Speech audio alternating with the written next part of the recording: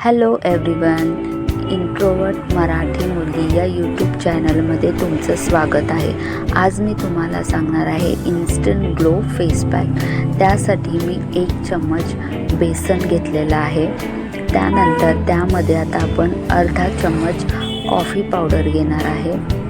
त्यानंतर अर्धा चम्मच लिंबाचा रस घेणार आहोत. बेसनाचा उपयोग हा स्किन क्लीन करण्यासाठी होतो, तसंच स्किनमधील तेलकटपणा कमी करण्यासाठी होतो.